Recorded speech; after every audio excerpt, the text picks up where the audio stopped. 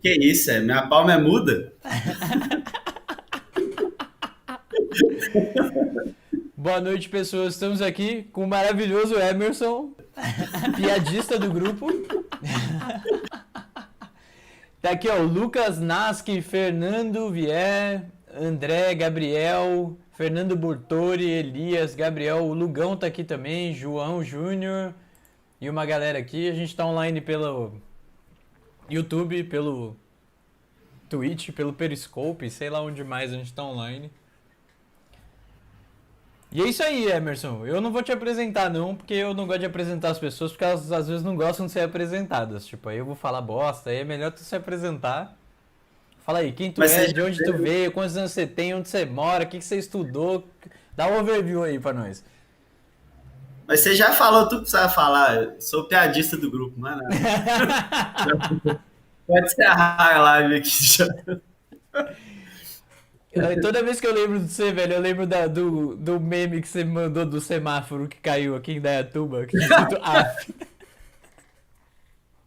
Maravilhoso.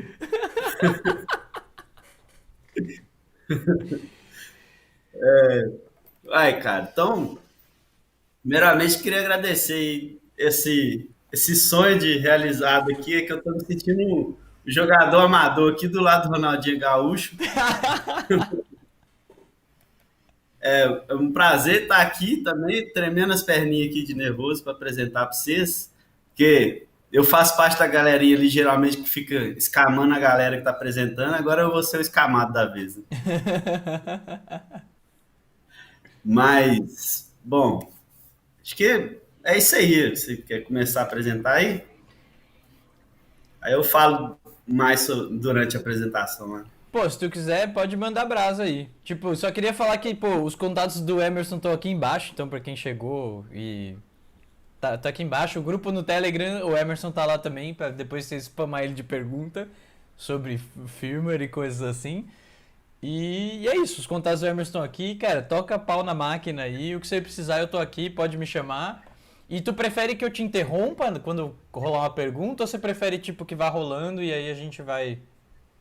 Não, pode ir perguntando aí à medida que a galera for falando aí de boa. Show. Então, Beleza? o palco é todo seu, Vou o Holoforte está em você agora, pode compartilhar e segue a vida aí.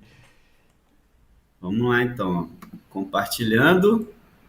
Tá todo mundo vendo aí bonitinho? Ops. Tô vendo sim, tá top. Beleza então. Hoje eu vou falar então sobre teste de firma, que é uma coisa muito ainda meio obscura para a nossa área, né? Eu conheço muitos caras que programam firma de forma profissional e vamos dizer até industrial, né? E muitos deles me falam que teste é uma coisa que, assim, um QA mesmo de firma é uma coisa muito rara. Bem, quem sou eu? Sou o Emerson, mineirinho de Belo Horizonte. Já morei perto do Edu ali em Campinas há alguns anos também, mas voltei para cá já tem 12 anos. Sou formado em engenharia da computação pela UNA. Atualmente estou trabalhando na Valorec, que é uma siderúrgica multinacional, como agente de automação. Tenho alguns anos de experiência em QA, dentro deles 7 envolvendo firmware. Eu sou o pai da Melissa, minha nenenzinha de 18 anos, e apaixonado por Python. Amo heavy metal e bregão dos anos 70.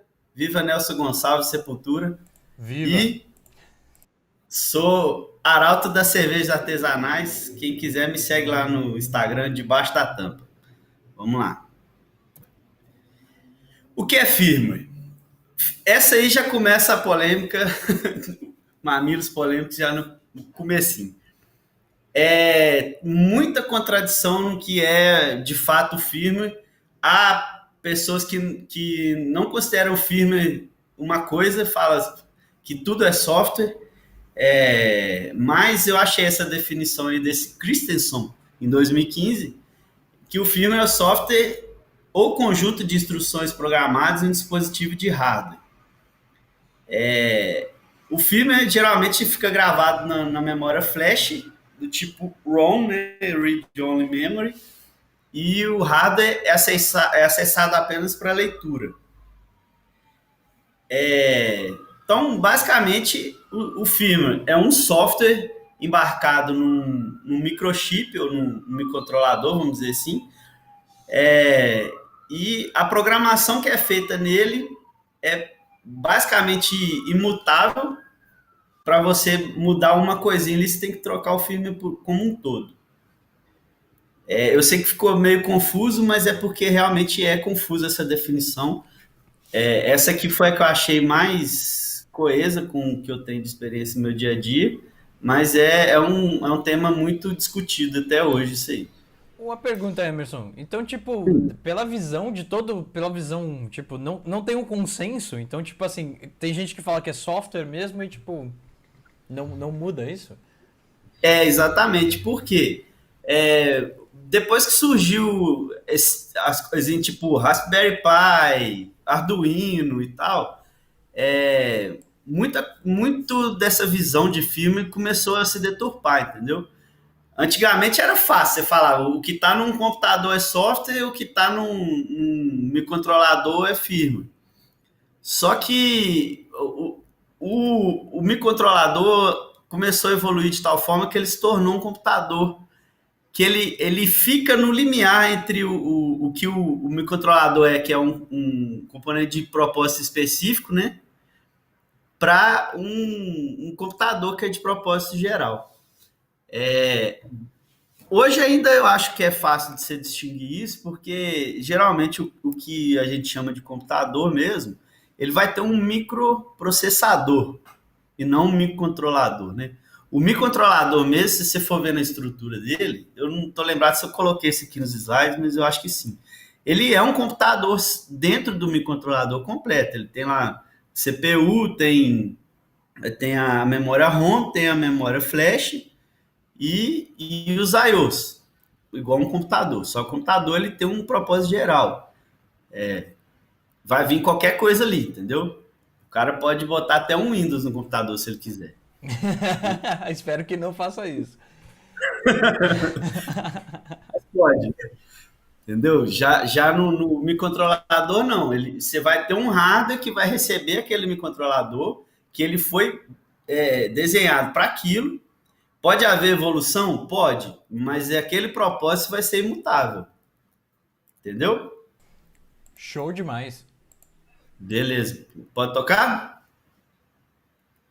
Por favor. Beleza. Onde tem firmware? Muita gente me perguntou hoje, na hora que eu falei que ia fazer essa live hoje, perguntou o que era firmware. Como eu acabei de falar, é aquilo ali, mas o que as pessoas querem saber mesmo é onde tem isso, né? Para ter um exemplo palpável. Então, ó, no micro-ondas tem firmware, aqui nesses botõezinhos que você aperta aqui, vai ter um microcontrolador lá dentro que vai ter uma programação específica. Cada botão desse vai ser uma entrada e esse display vai ser uma saída e o próprio a bandeja, o emissor de micro-ondas lá também é uma saída para esse microcontrolador. Na geladeira, a mesma coisa, essas geladeiras modernas, né?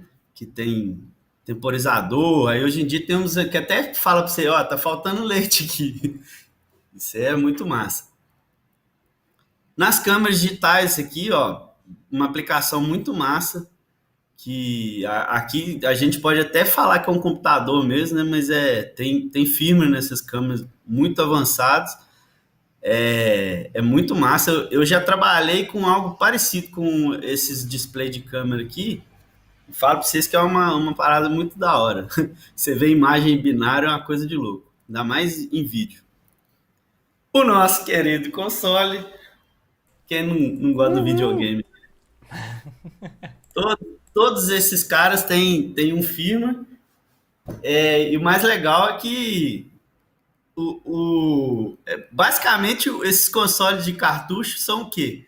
Ele é um hardware que tem um firmware e a programação dele vem no cartucho. É aí que vem a mágica do rolê. Muito massa. E até nesses bichão da NASA aí, robozinho da NASA que viaja mais do que nós na maionese.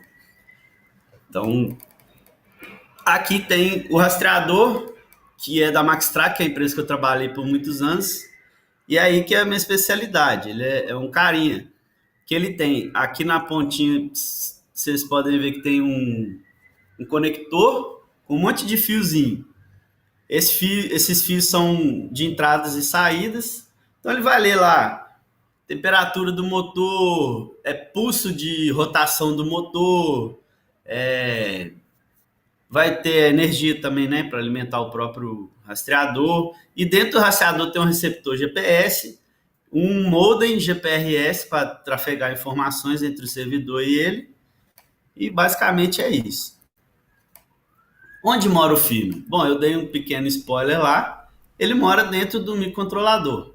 Aqui estão alguns exemplos de microcontroladores de vários sabores e tamanhos, que você pode ver aí. E cada microcontrolador tem características que variam mais entre quantas entradas e saídas eles têm. Alguns conseguem ler pulsos, outros não. Alguns têm entradas analógicas, outros não. Mas, basicamente, eles são compostos por uma CPU, onde ele vai ter a memória RAM e a flash, e as entradas e saídas aí. Emerson, uma pergunta de leigo, assim, tu tava mostrando ali, falou que, pô, tem várias entradas e saídas, o que difere um. Eu posso ter, por um exemplo, tô pensando aqui, desculpa meu raciocínio, eu sou leigo nesse assunto. Não, maravilha. A gente tem, por exemplo, vamos supor que a gente tem um chip igual esse aí que tu tem, AT90S XPTO. Certo. Esses chips, daria para ter, por exemplo, vários chips diferentes, tipo, rodando o mesmo processador, a mesma tudo, só com entradas e saídas diferentes? Como assim, tipo, não sei se faz muito sentido a minha pergunta. Você fala, tipo, fazer um cluster de microcontrolador? Não, falo no sentido, por exemplo, eu tenho dois microcontroladores, eles são do mesmo modelo, mas um é maior que o outro porque tem mais entradas e saídas. Por exemplo, daria para ter uma coisa assim? Bom, é virtualmente possível. O que você está falando é mais ou menos um cluster mesmo, porque se eu tiver dois microcontroladores, eles vão ser dois cérebros diferentes, certo?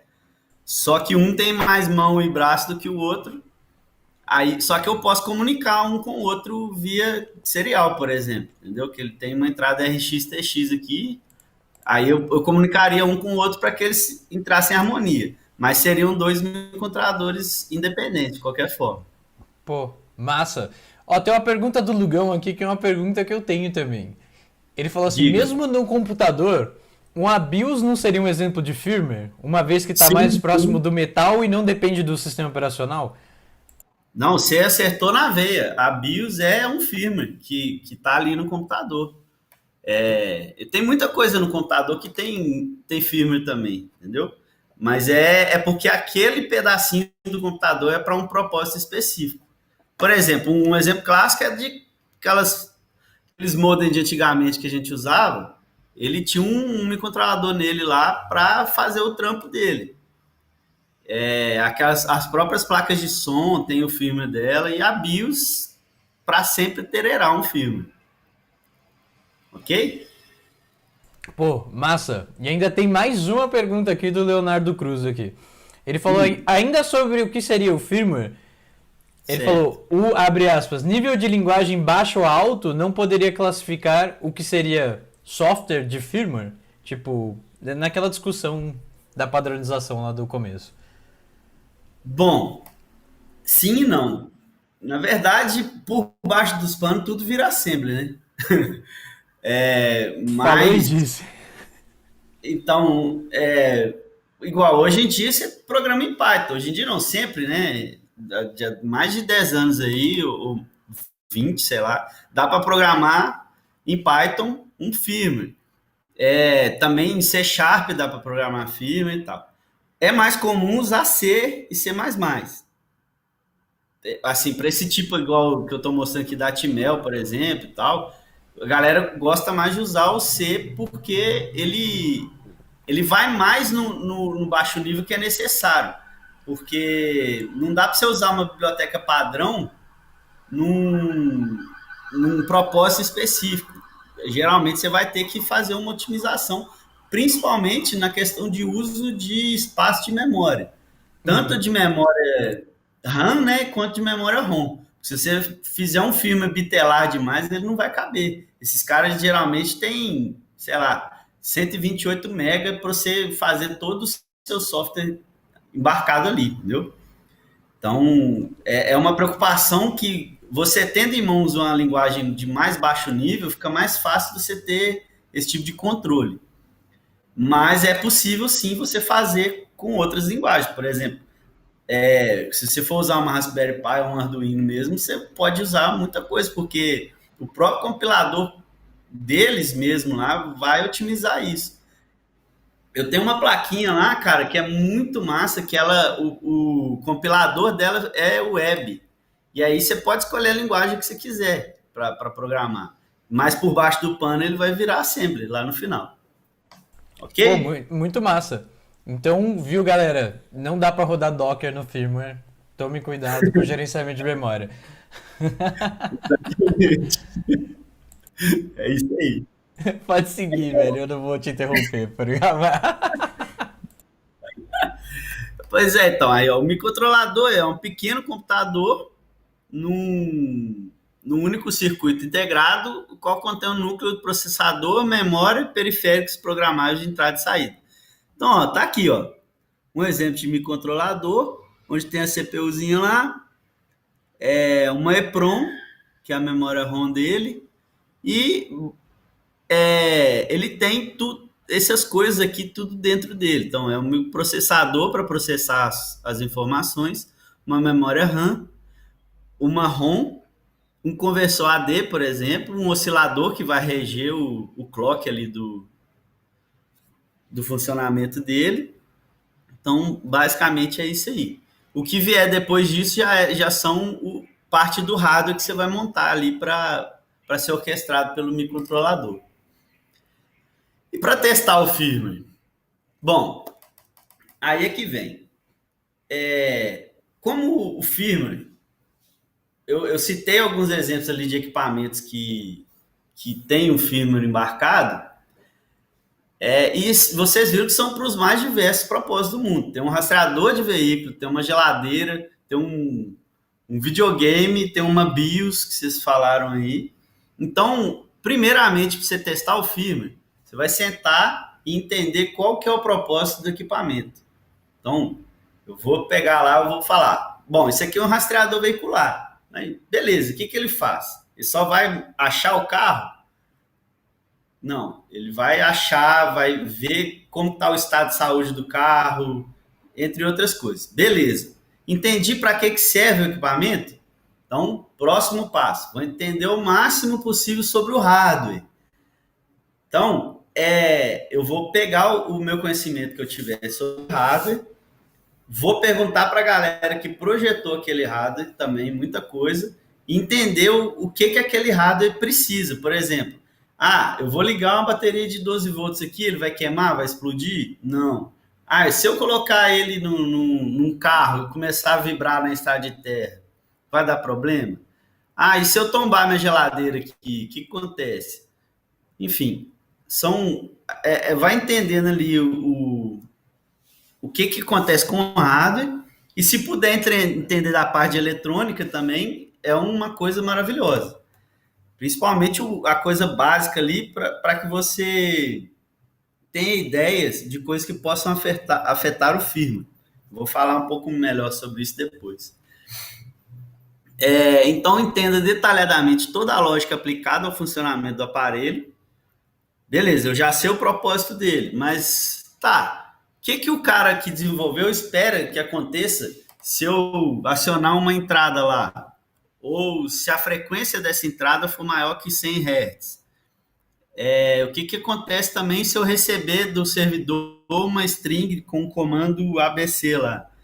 Então eu tenho que começar a entender essas nuances do já mais para dentro do equipamento, entendeu? A primeira linha ali que eu falei para você entender a caixa preta. Agora você já começa a entender melhor por dentro do equipamento lá como ele funciona. e tem instrumentos adequados. Cara, isso aqui costuma ser problema, porque geralmente a galera te dá um multímetro e se vira para lá. Mas eu vou falar para você, por exemplo, sem osciloscópio é praticamente impossível você testar. E pior ainda, se você for automatizar as coisas relacionadas ao osciloscópio, você vai precisar de um osciloscópio que tenha esse tipo de função. Que esses caras são bem carinhos. Eu lembro que quando eu trabalhava lá, o preço desse osciloscópio era tipo R$ 40 mil. Então a galera meio que não quer investir nisso. Só que é uma maravilha que isso. Eu vou falar mais para frente também. Quando você for fazer teste de regressão, você tá safo, entendeu? Então, ter equipamentos e saber usá-los é imprescindível também. Dúvidas até aqui? Tem o pessoal falando de VHDL aqui. O Lugão falou que é bem caro o osciloscópio. Osciloscópio, pra quem não sabe, dá pra dar um exemplo daquelas maquininhas que o pessoal jogava Pong antigamente, né? Tipo, Modo. fui longe agora, né? É que Já sempre tinha um que, oscilador. sempre que alguém vê o vídeo de história do videogame, vem esses osciloscópios lá no começo. O osciloscópio ele é um equipamento que ele te mede a frequência das coisas e a forma de onda, por exemplo. Uma onda de rádio, por exemplo, a M-FM. A 98 FM lá, ela tem 98 megahertz por segundo. Então, eu vou ter uma onda senoide que eu vou ver lá, que ela tem que ter uma frequência dessa. Aí vai ter uma amplitude tal, não sei o quê. Já num veículo, por exemplo, a onda que vem lá me chama do alternador que carrega a bateria, é uma coisa de louco, que ela é muito irregular, porque ela intimamente ligada à sua aceleração no carro ali e tal, então tem um monte de coisa. Então ela é muito irregular e você tem que levar isso em consideração também. Outra coisa, a nossa rede de energia, ela trabalha em 60 Hz aqui no Brasil. E lá nos Estados Unidos, por exemplo, é 50 Hz. Muita gente tem problema com isso aí. Na hora que vai para lá e os equipamentos daqui não funcionam. Na hora que você põe na tomada, ou funciona mal. Enfim, o osciloscópio é para medir esse tipo de ondas, né, e frequências. Ó, o André Carvalhais falou aqui que tem analisadores lógicos de baixo custo, né, que custam cerca de uns 50, $100 para quem estiver pensando em algum motivo querer entrar nessa área de firmware. O Lugão falou que tem umas coisas legais, tem livros de instrumentação com Python, pô, tem uma coisa legal. E o Fernando fez uma pergunta aqui, Fernando Bortotti, perguntou se fizer um osciloscópio com Arduino, seria possível fazer esses testes? Tipo, ó, já tá no Maker aqui. Eu vou responder essa aí, mas anota aí que alguém perguntou de VHDL também, eu vou falar depois. Beleza. Sobre fazer uma coisa com Arduino, cara, é possível. Só que aí você vai ter outro problema, que você vai ter que aferir esse negócio que você fez. E isso aí vai te dar um outro trabalho que você no fim vai precisar do osciloscópio do mesmo jeito. Sobre o osciloscópio de baixo custo aí que alguém falou também, é legal usar, aí vai depender da precisão que você vai ter que ter para testar aquele firmware e o quão necessário é essa precisão para você. Então, pode ser usado sim, mas dependendo da aplicação daquela frequência, você não vai poder usar, não. Cara, Então, vou agora, só fazer um comentário diga. aqui muito bom aqui do Felipe, que você ri um pouco aqui. Ele falou que o osciloscópio é o IPDB do elétron. Ai, muito bom, velho. Essa é boa mesmo. Muito bom. Bom, sobre o VHDL, que alguém falou aí, não lembro quem que você comentou, é o seguinte: existe um outro tipo de equipamento que eu até esqueci o nome agora. FPGA. FPGA já é um cara muito mais baixo nível do que o microcontrolador. É o cara que você vai fazer toda a lógica dele ali. É como se você pegasse cada um dos transistores e fosse ligando ele para a forma do propósito específico que você vai ter. Usando o FPGA, você vai ter uma performance ilimitada, assim, é um trem de louco, só que você tem que ter um conhecimento, sim, cavalar para fazer isso. Dá até para você fazer um microprocessador usando o FPGA para desbancar a Intel, se você quiser, entendeu? Mas é uma coisa que requer um conhecimento muito alto, tanto de eletrônica quanto de lógica. Ó, o Gabriel refez a pergunta aqui dele, ele falou assim, a pergunta era, se eu utilizar VHDL, eu posso utilizá-lo para construir firmware e ainda programar um hardware? Tipo, programar o firmware dentro do... Então, o VHDL ele foi feito para o FPGA. Eu, honestamente, não tenho certeza se dá para fazer um firmware mesmo. Eu creio que não. Mas porque ela é uma linguagem para esse propósito, entendeu? Para fazer com FPGA. E, e então seria meio que trocar o pneu com, em vez de uma chave de roda, eu usar um alicate. Não é que o alicate é ruim, ele está na aplicação errada. Possível mas vai dar muito mais trabalho. Certo? Show. Podemos tocar? Por favor. Beleza. Aí agora vamos para começando tudo, teste inicial. Então, conhecendo o propósito, igual eu tinha falado lá, você vai fazer o que o Edu recomenda sempre: usar como um usuário. Né? Você vai pegar aquilo e falar assim: beleza, você me deu esse aparelho, vou usar ele. O que serve? É uma geladeira, é um micro-ondas. Vou pegar aqui e esquentar meu hamburgão, fazer minha pipoca. E funcionou, beleza. Explodiu, tá errado, vamos pro próximo. Então, eu vou pegar, usar, fazer do caminho feliz. A princípio, né? Depois, eu vou partir para os testes de I/Os, ou de entradas e saídas digitais e analógicas. Aqui, cara, tem aquele negócio. Eu tenho entradas digitais que eu vou ter uma resposta tal do rastreador, ou do meu controlador, do seu hardware ali. Então, por exemplo, eu cliquei lá o 1 no micro-ondas, ele tem que aparecer no visor o número 1 lá no display. Então, ó, o meu input foi a tecla 1, o meu output foi o visor me mostrando 1. O que aconteceu? O input gerou uma interrupção lá no meu controlador, ele processou essa informação, verificou com o programa lá o que era para fazer e gerou um output. Se fosse o caso, que no caso é um caso, ele vai armazenar a informação de que foi digitado 1. Aí eu vou lá, aperto 00, vai acontecer a mesma coisa, armazenar a informação 100. Aí quando eu apertar o iniciar lá no micro-ondas, esse storage vai sair, o input não vai ser lido mais, a não ser que você aperte o cancelar, e aí lá dentro do programa vai mandar já o contador regressivo lá de 1 minuto, vai indo 59, 58, tananã, tananã, até chegar no 0 e parar, certo?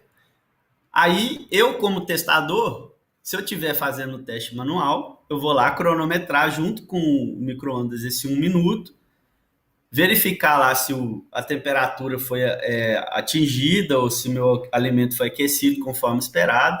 Enfim, eu vou analisar o efeito final.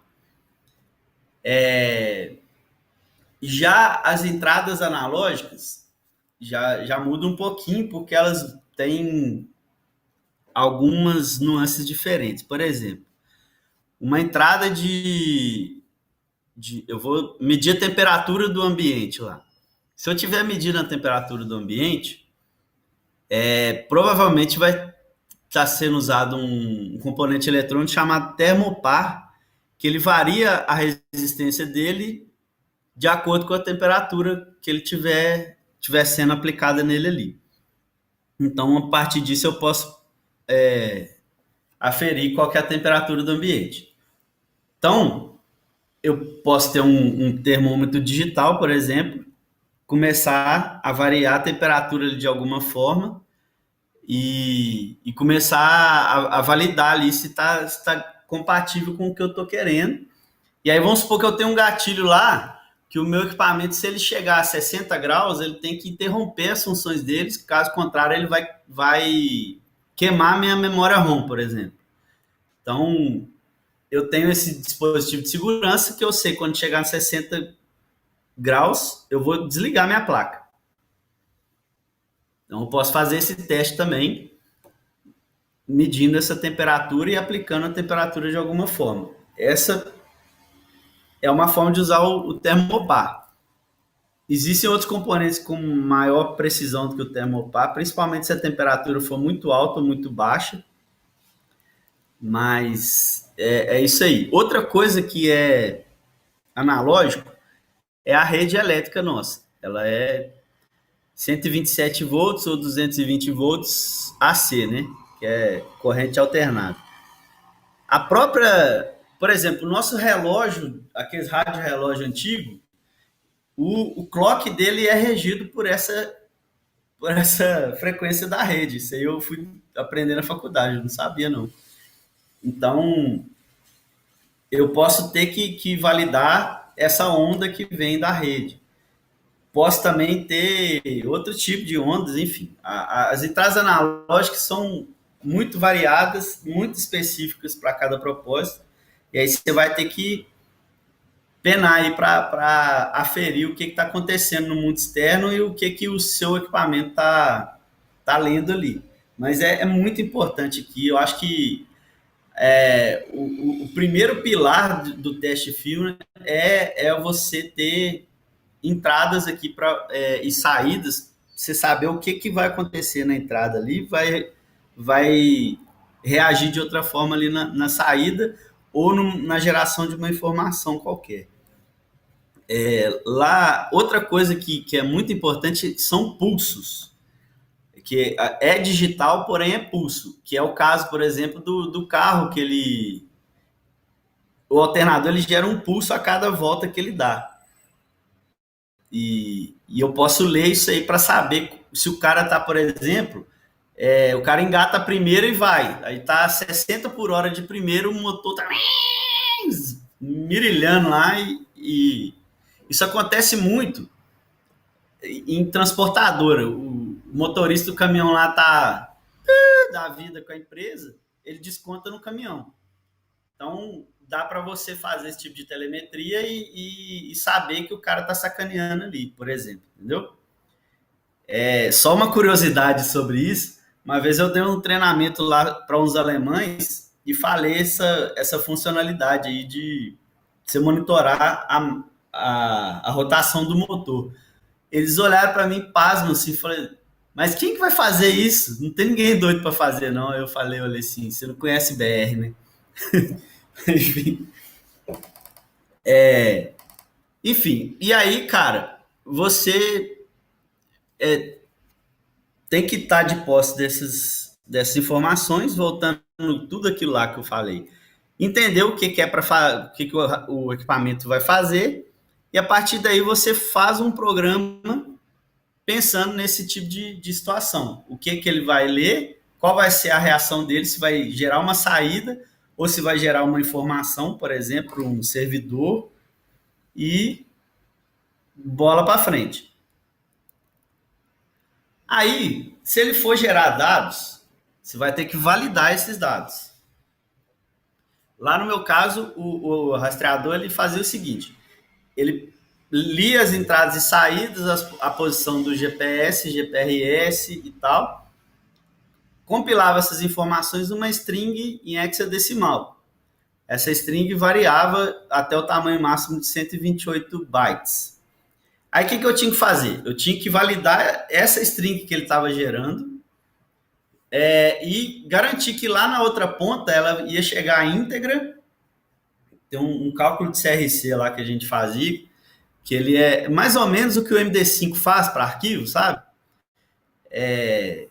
Esse cálculo de CRC ele garante que aquela string veio completa e, e íntegra, né? Então, aí a partir desse momento eu decifrava aquela string hexadecimal e nas informações aí eu validaria não só se a informação está íntegra, mas se está correta. Por exemplo, se eu abrir a porta do carro, ele acionava uma entrada. Então, quando eu lesse essa informação do outro lado, ela tinha que estar me informando que estava com a porta aberta. Se a temperatura do motor estava lá 70 graus, teria também que ter me informado isso e assim por diante. E o caminho inverso também é muito importante. Eu enviei um comando lá para bloquear o veículo, vai cortar o combustível e começar a disparar a sirene. Então, vou ter que validar isso, enviando esse comando, o rastreador vai ter que receber e aplicar isso nas saídas lá. Aí eu posso, com o meu teste de firmware lá, eu vou ler se essa saída foi acionada realmente e validar isso, ok? Então, ó, muito importante validar o tráfego e a integridade desses dados e, além disso, certificar-se de que os dados estão sendo armazenados em memória ou em um banco de dados. Por quê? Geralmente, esse tipo de comunicação, que principalmente o Wi-Fi, 4G e Bluetooth, que é via ar, elas falham com certa frequência. Então, esses dados não podem ser perdidos. Então, ele tem que ficar armazenado na memória lá, obviamente obedecendo aquele limite que a gente sabe que é pouco. Só que para dados assim, geralmente é o suficiente para dias, às vezes semanas de informação a serem armazenadas ali. Já na comunicação serial USB, você também tem que ter esse tipo de segurança, porque eu posso, por exemplo, esbarrar no cabo e desconectar do plug lá, no meio do tráfego desses dados. Então, tudo isso tem que ser testado e avaliado.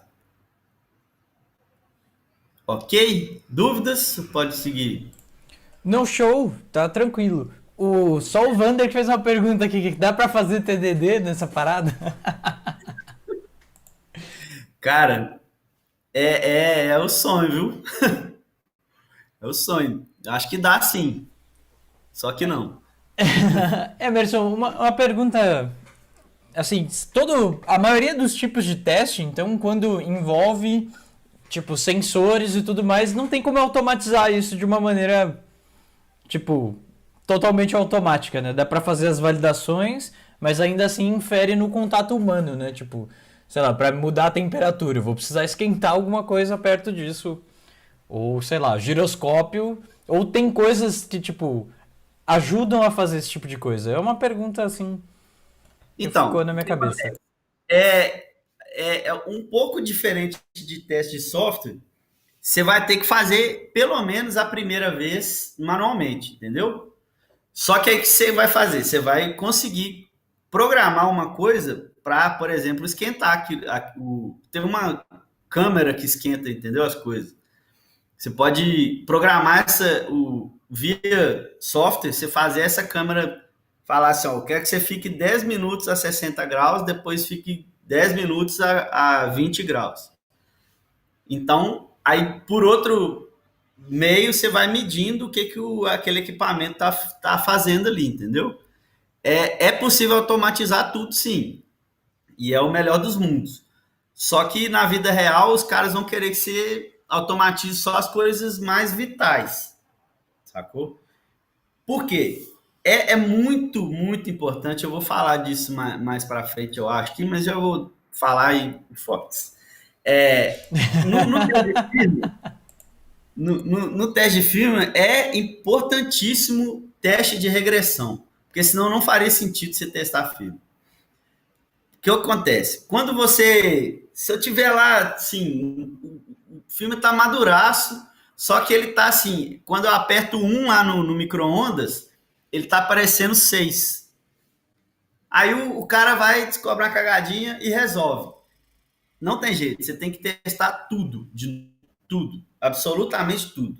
Desde de ligar na tomada até apertar o 1 lá, rodar a bandejinha, sacou? Firmware é muito delicado nesse sentido. Então, você ter uma cobertura no teste de regressão, assim, o maior possível que você conseguir é muito importante. E também é muito importante porque, por mais que você tenha, por exemplo, eu tenho uma fábrica lá que faz 6 tipos de rastreadores. Muitas dessas coisas vão ser reaproveitadas, principalmente esse tipo de coisa de aquecer, esfriar, chacoalhar, que eu criei um teste lá muito doido. Eu procurei um videozinho que eu tinha aqui, não achei de jeito nenhum.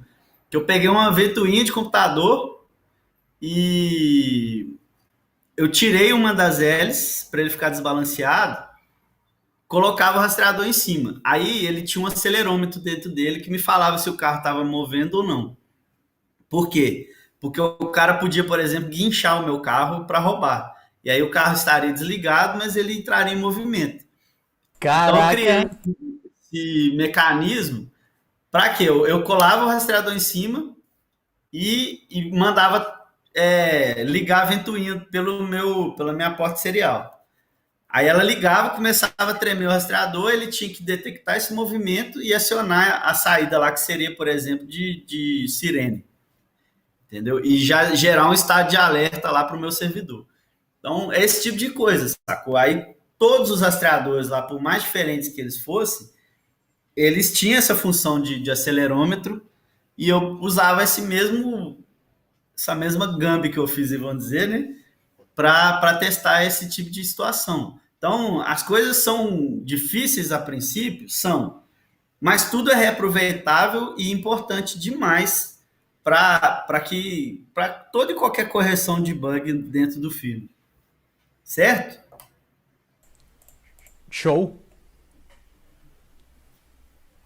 Pois bem,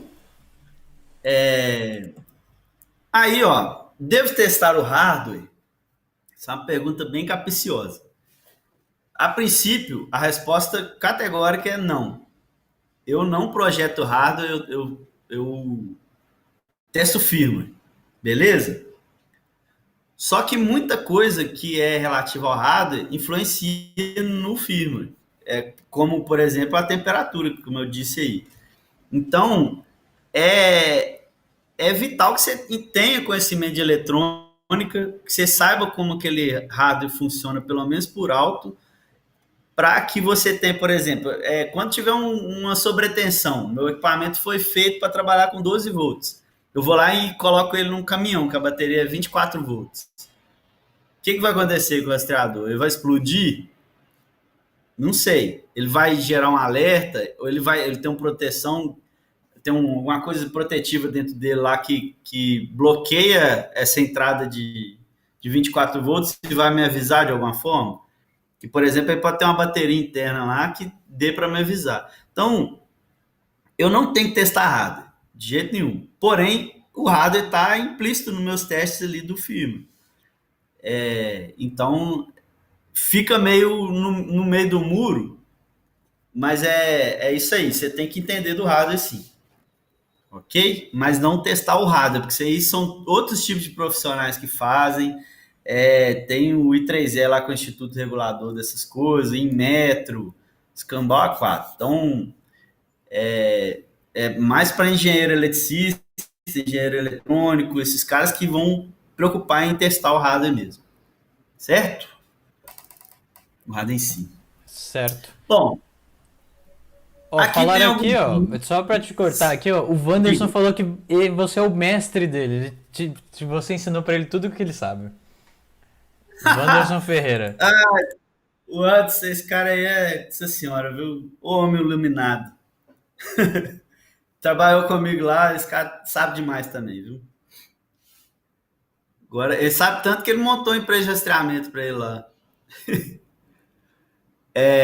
Então, ó, se não tiver mais dúvidas aqui, eu acho que é isso aí. Eu tenho alguns links aqui que eu gostaria de compartilhar com vocês. Aqui, ó. Modern Firmware Testing on Power with Python and Pre-Releasing Everything. Quem perguntou aí sobre teste com Python, tá aqui. Tem uma conf lá da Austrália, muito massa, esse Stuart Smith aí falando. Tem esse guia mais hardcore de introdução à computação com o André Rocha. Ó, dica do André Rocha aí, que é da nossa comunidade aí, ó. Ele me deu essa dica. Do Fábio Akita, ele tem uma série lá sobre hardware mais computação. Muito massa, eu assisti esse vídeo. E tem uns outros lá muito legais, para quem quiser. Depois, Edu, vou até te passar, eu esqueci esses links aqui. Talvez você colocar aí na descrição do Eu vídeo. boto sim, sem problema. Ele. E tem esse Bruno Horta aqui falando algumas coisas sobre o teste de upgrade e downgrade de firma. É muito bom falar sobre isso, ele é de Portugal. Mas é o seguinte, cara, isso aqui é uma coisa muito crítica também, que é upgrade de firma.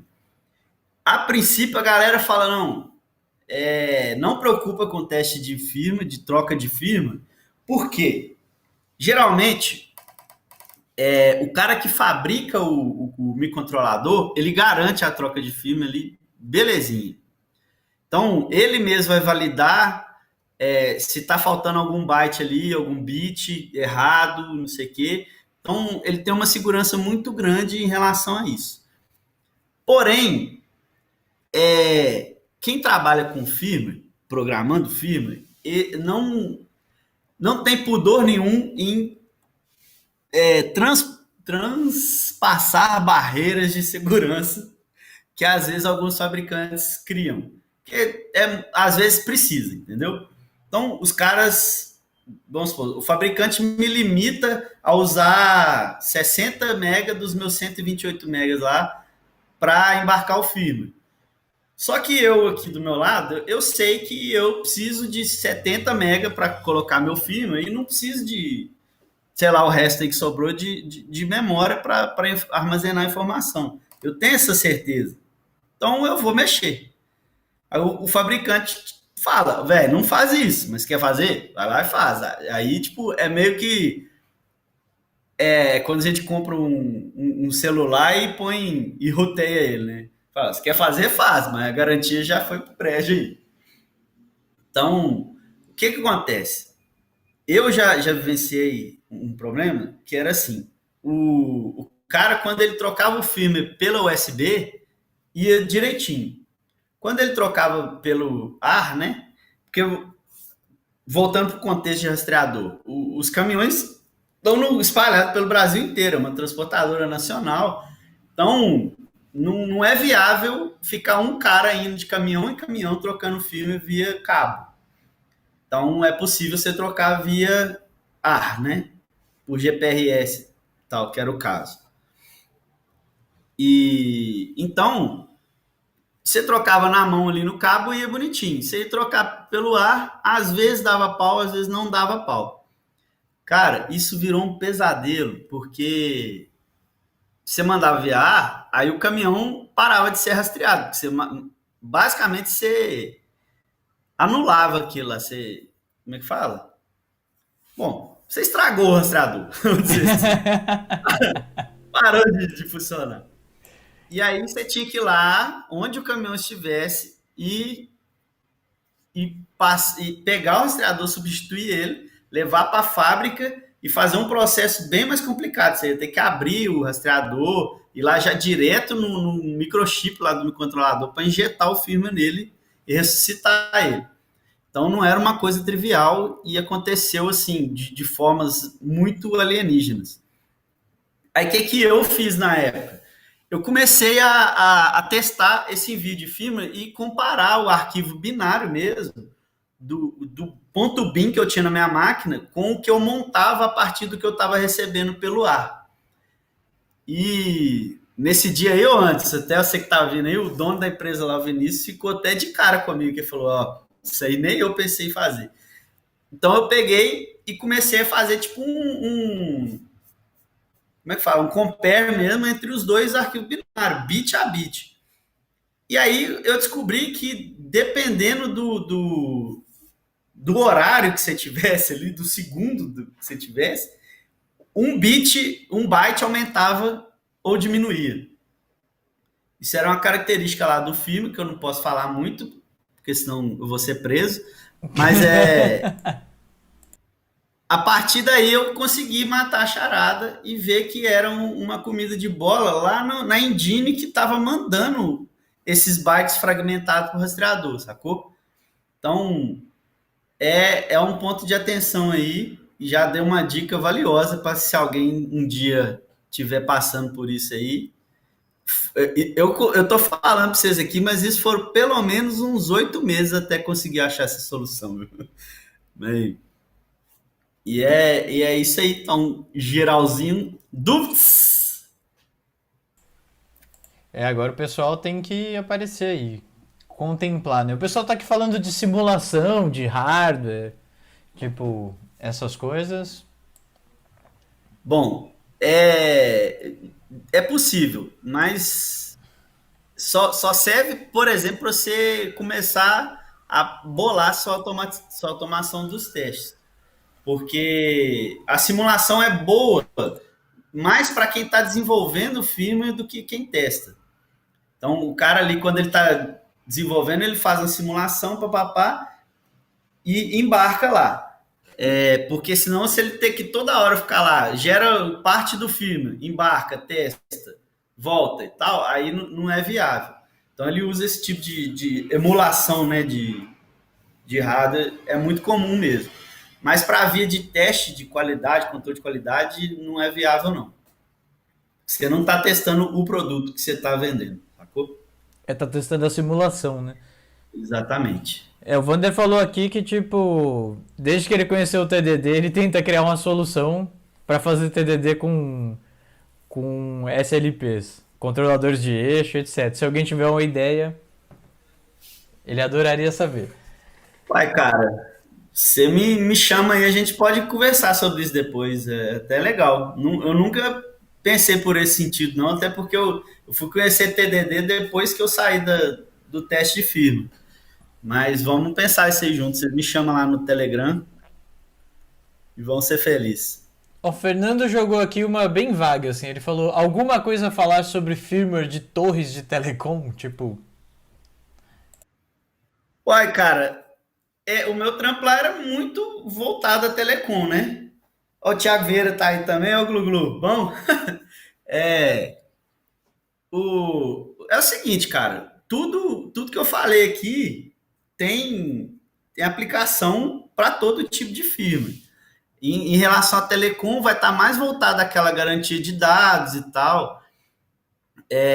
Também muita coisa de garantia de caiu energia elétrica, por exemplo. O que vai acontecer? Vai parar de funcionar o celular? Não pode. Vai ter que acionar um gerador lá e tal.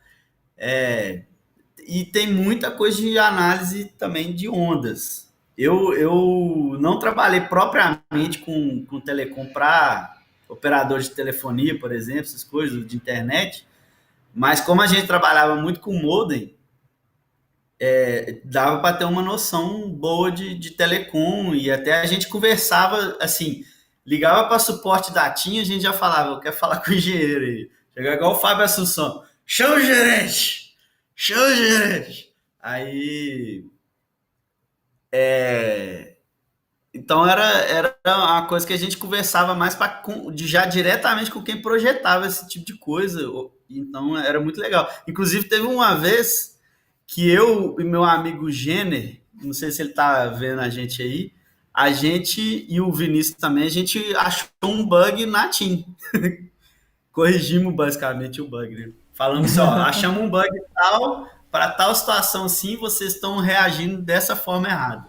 Aí os caras, posso te ligar daqui uns minutinhos? Aí os caras até Ah, deram uma bonificação pra gente lá. pô, que massa.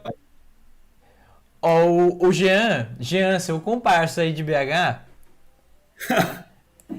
Fala, já, Giban. já perguntou assim: eu quero customizar o firmware do meu roteador. Dá pra fazer isso? Eu consigo fazer? Olha, Jean, se você arrumar um trampo lá no fabricante do seu roteador, é bem possível. Agora, caso contrário, você vai ter que montar um esquema de espionagem muito bom aí. Viu? Ou então conhecer alguém que tá lá pagar uns cafezinhos para ele te dar o código. Dá pra fazer engenharia reversa nesse tipo de coisa? Tipo, como é que funcionaria? Não sei se tu tem alguma ideia sobre isso, já pensou nisso? Dá sim, dá, mas é mais ou menos assim. Eu sei programar um microcontrolador e sei o que, que o roteador faz.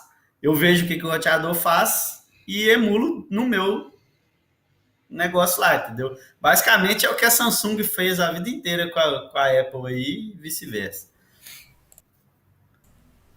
Pô, show. Aí o João Paulo falou assim: Boa noite, eu perdi o começo. Que biblioteca ele usa pra programar em Python? Bom, eu usava uma que era PySerial para comunicação serial e tinha uma. Nossa, cara, agora deu branco. Mas tem essa PySerial para comunicar serial. Aí eu também, por essa mesma biblioteca, eu acionava pinos da minha serial para servir de I/O ali pro, pro microcontrolador, entendeu? Pro aparelho em si. Eu gerava pulsos também com essa mesma biblioteca, que era pelo meu computador eu conseguia gerar pulsos, então eu podia emular que o carro estava acelerando, desacelerando, era muito legal isso aí. Era essa biblioteca Py serial. E aí, em relação às strings, eu já usava aquela de ODBC lá, como é que chama? Bom, qualquer uma que você queira aí confortável para conectar bancos, para poder gravar informação lá e ler. E também tinha uma outra que eu usava para. Nossa, cara, deixa eu tentar. Não, agora deu branco. Mas eu tinha uma outra que eu usava para comunicação. Bom, enfim, eu esqueci, mas eu te falo aí. Mas basicamente é essa de pai serial, essa de para banco de dados. Não, tem mais uma, falhou mesmo. Já. Tem alguns anos que eu não mexo com isso. Ah, fica tranquilo, É, fica tranquilo. falaram aí essa SQL Alchemistry. Não era essa que eu usava, não, mas serve também. É o PyODBC que faz a comunicação, né? Mas, tipo, tem outras coisas também, né? Uhum. E aí, fiquei No sabendo que você mais. vai mostrar um código pra gente aí, é verdade isso? Ah, primeiro aqui, ó, agradecidíssimo. Vamos Ah, apoiar aqui nosso querido Edu, né, gente? Que, ó, pelo amor de Deus, né? O cara, a gente deve aqui pelo menos umas 8 faculdades para ele. Cada um de nós. Vamos ajudar no Apoia-se e no PicPay lá, ó. Vamos ser bebezinho do Edu. Eu tenho um códigozinho aqui que eu achei, mas é um bem lero-lero, viu, Edu? Que eu não tive tempo de procurar direito. que isso, não tem problema. Qualquer coisa já é muita coisa. Deixa eu ver aqui. Eu tenho que compartilhar. Você não tá vendo a minha. Você tá vendo a apresentação, né? Tô vendo a apresentação ainda. Ah, então, peraí. Peraí aqui. Oi, Garela. Olá. Aqui, ó. Isso aqui é um códigozinho que eu fiz 1000 anos atrás lá, que eu pegava. Aqui, ó. String e IRE, né, para regex. Basicamente eu abria lá, pegava uma informação de um. Nossa senhora, deixa eu ver aqui. Ah, sim. Tem um software que ele lê a comunicação serial. Chama Doclite. Esse cara, ele me gera. Eu posso passar lá, por exemplo, eu vou testando, ele vai me gerar um HTML ou um XML ou um. Nossa, ele tinha um TXT lá horroroso que ele gerava também.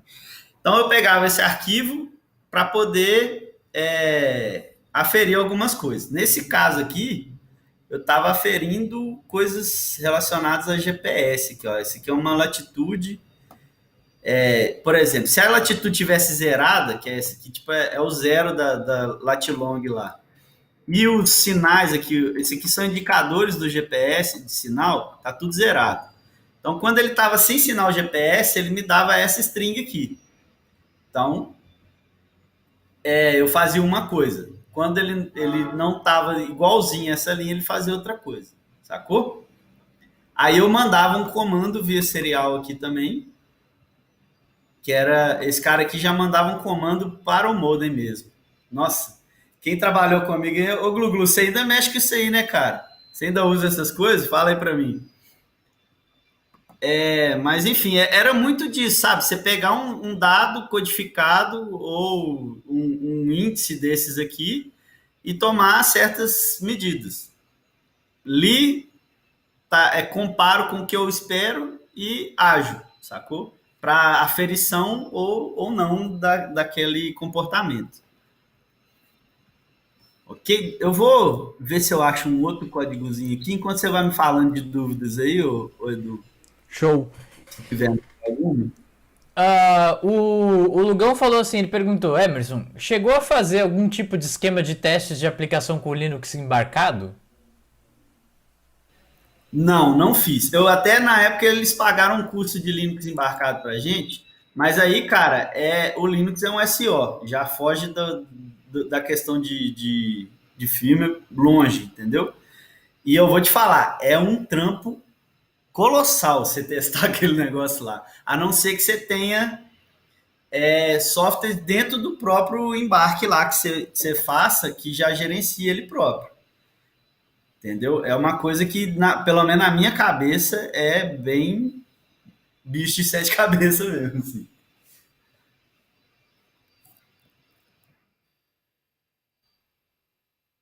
Vamos ver aqui, ó. Tem mais uma pergunta que falaram de TDD, tal, tal, tal. Para fazer o teste tinha que rodar a linha toda, parar umas 10 pessoas e jogar um monte de papel no lixo. É isso. O Vander falou aqui que tá usando o TDD com LabVIEW, que roda no PC, mas é um outro universo. TDD com LabVIEW. Isso eu nem. O LabVIEW é pra quê? Eu não conheço, não. Aqui, ó. Achei um outro, tá aparecendo aí? Tá aparecendo sim. Outro código, né? Ou é o mesmo? Não, é outro agora. Se tu quiser aumentar um pouquinho a fonte, que esse tem mais coisa. Ah, tá. Então, esse cara aqui, o que ele fazia? Ele tirava o byte stuffing, que é um rolê que é o seguinte: vamos supor, o 01 significa uma coisa, certo? É o início da string. Só que lá no meio da string podia ter outro 01. Aí o meu interpretador ia achar que estava começando uma outra string. Então o que o firmware fazia? Ele encapsulava esse 01 de uma forma, ele transformava o 01 em outro byte. E aí eu tinha que, ao receber esses dados, eu desfazer esse encapsulamento. Então eu criei essa biblioteca para remover, importei ela aqui. Aí tem esse Binask, que é uma biblioteca também, para quem perguntou o que eu usava. Esse Binask é muito bom para quem trabalha com hexadecimal e binário. Esse DataHora é uma biblioteca que eu criei para interpretar a DataHora lá também. E o CRC Calc, que é uma biblioteca que é essa que eu estava tentando lembrar aquela hora. Que é o seguinte, o CRC é como eu falei, ele valida a string toda, então ele me garante que aquela string que eu recebi não tem nenhum bit a mais ou a menos do que eu estava esperando. Então, o que acontece? Existem bibliotecas prontas, existem vários tipos de cálculo CRC. A gente lá usava um que era bem complexo, já é complexo por si só, mas esse que eles usavam lá era mais ainda. Então eu passava para essa biblioteca para validar se estava ok e tocava o barco aqui, ó. Se ele desse ok aqui, print inválido de CRC, else inválido de CRC e printava o CRC esperado e o lido, sacou? O STR, que era? Ah, bom, aqui já era, são coisas de validação da própria string que eu recebia mesmo. Certo? Gente do céu, que saudade desses códigos horrorosos. Aqui, ó, lá, isso aqui, ó, SVN, HDOP, SNR, isso tudo são coisas que vêm do GPS, que é tipo ruído, atenuação de sinal, é, potência do sinal, então é muito legal isso aqui.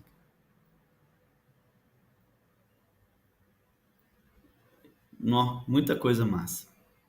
E aqui, ó, era cada um dos equipamentos que a gente tinha lá. Bem, é isso, mas foi bom que eu lembrei qual que era a biblioteca que eu estava tentando lembrar, era essa aí, de validação.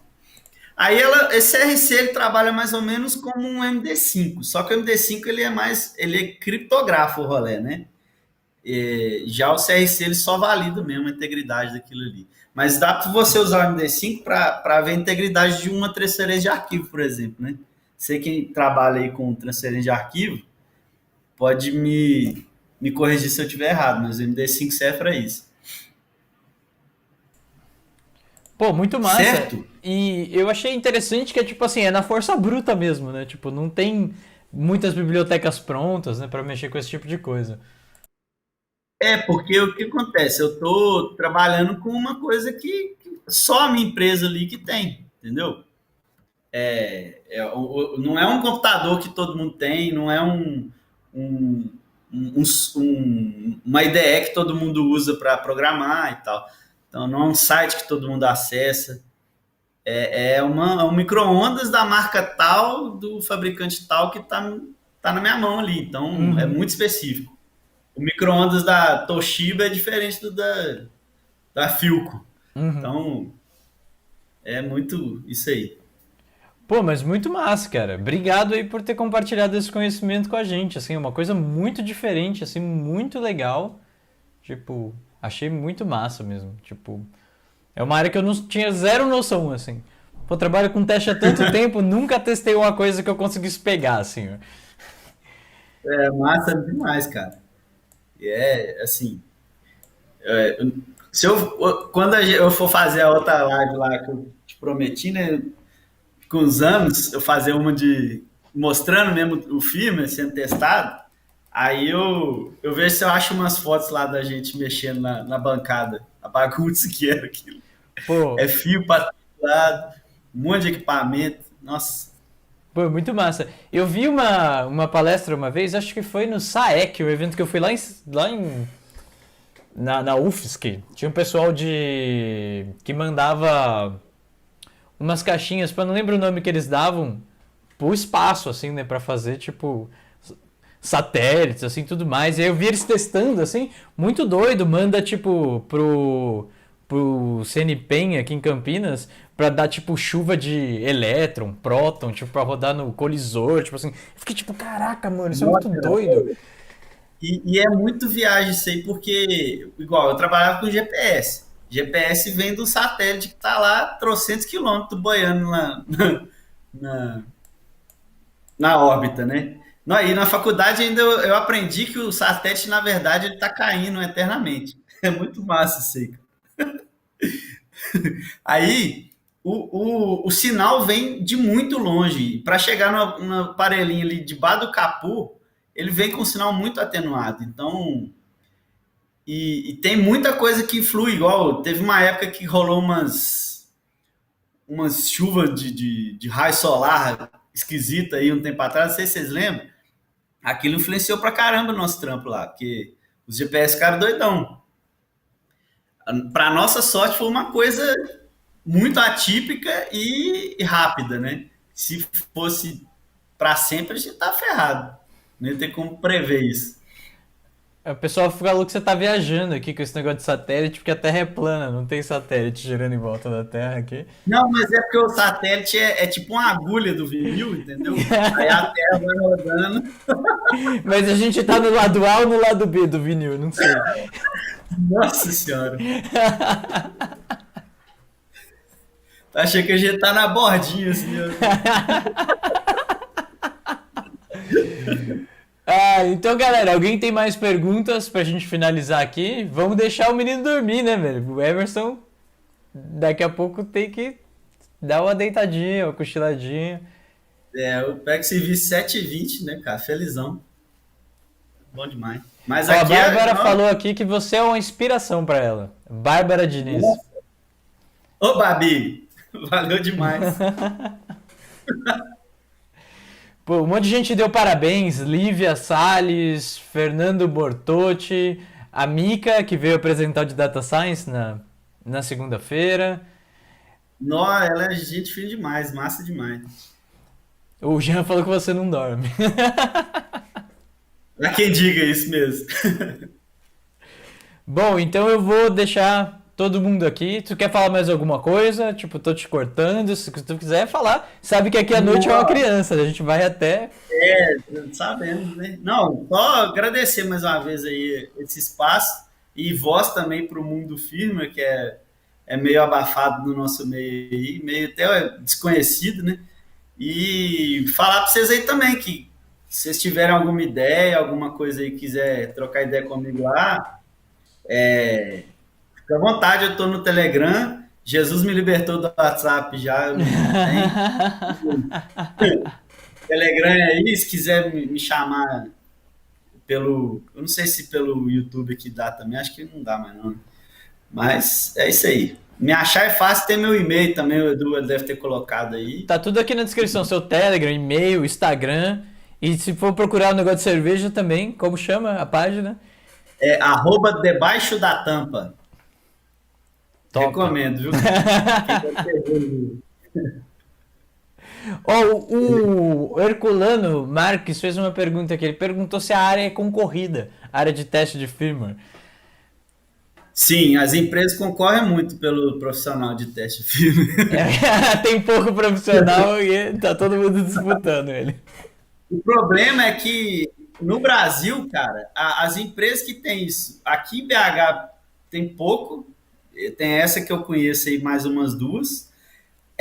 Muitas empresas que são clientes do fabricante que precisam de testar também, às vezes contratam essas pessoas, só que aí já não tem o mesmo valor que eles não enxergam o mesmo valor que o fabricante enxerga. Uhum. Mas em São Paulo tem muito, em Manaus, na Zona Franca, me disseram que tem muito, e Blumenau também é um lugar que tem muita gente assim. E agora tem até tem um pessoal que trabalhou comigo que está lá em Floripa também, mexendo com isso. Muito massa. Massa. Algo Ninguém mandou, mais? falaram que tá faltando dados seus aqui na descrição, RG, CPF, senha do cartão. Ô, cara, a senha do cartão é asterisco, asterisco, asterisco. Ó, o Jean mandou aqui, ó, arroba debaixo da tampa pra quem quiser seguir o canal de Ó, cerveja, valeu, que é muito mais interessante do que aprender programação, convenhamos. não, a gente aprende programação só para ter dinheiro para pagar cerveja. Bom, então eu queria agradecer todo mundo que participou, bastante pessoal tava aí, 50 pessoas aí ativas, rolando o tempo inteiro, assim, muito massa. Espero que vocês tenham gostado do Emerson, uma pessoa fenomenal, um ser humaninho exemplar, gosto muito do Emerson. E a gente tá sempre conversando horrores no grupo do Telegram da Live de Python, que o link tá aqui na descrição, então entrem lá. Se alguém tiver alguma pergunta, quiser entrar nesse mundo de firmware, o Emerson tá lá também, embora tenha o PV dele aqui embaixo, então... Se alguém quiser falar com você, e tem que ser Muito privado, bom. né? Não sei, determinados É, assuntos, né? tipo cerveja. Aqui, eu lembrei de uma coisa também, cara. Eu tinha que te agradecer lá da abertura do curso lá de Selênio, da televisãozinha lá, muito massa, cara. Faz Pô, foi uma inspiração pra mim. Pô, eu acho que ainda tem essa foto no grupo ainda, dá pra ver, tipo, lá. O Emerson assistiu uma live na televisão de tubo, cara. Eu fiquei tipo, que é isso, mano? Que é isso? Esses caras do firmware, do hardware, né? Quer inovar, fazer hackerismo. Vou mandar a foto lá de novo pra vocês, eu tenho ali até hoje. Pô, o pessoal falou aqui que tem muita coisa pra estudar aqui, porque é muito diferente, né? Muito doido. É. Principalmente a parte básica de eletrônica. É um mundo que requer um conhecimento baixo de eletrônica. Na casa dele faz a TV de tubo com sistema de som, tipo, ó, o Jean tá falando aqui que na sua casa faz a TV de tubo de sistema de som, usa pra sair o alto-falante. Eu ligo no YouTube ali, ó. Põe cerveja no freezer, YouTube na TV de tubo, conversor lá de HDMI para RCA e ó, só com a pau, velho. Minha JBL é uma Philco. Pô, show. Então, obrigado, galera. Emerson, muito obrigado. Sério, Eu que obrigado de agradeço, verdade por ter né? vindo. Adorei ter compartilhado esse conhecimento, que é uma coisa tão difícil de achar em qualquer lugar. Então, a gente já tem uma coisa pra recomendar. Tipo, quando alguém fala teste de firmware, já sabe, tem Já tem aqui. E massa. obrigado. Obrigado de verdade por ter vindo. Sério, valeu. Eu que agradeço, cara. Valeu demais. Bom, vou interromper aqui, galera. Valeu todo mundo que acompanhou. Os links todos estão aqui na descrição. E é isso. Valeu. Até a próxima.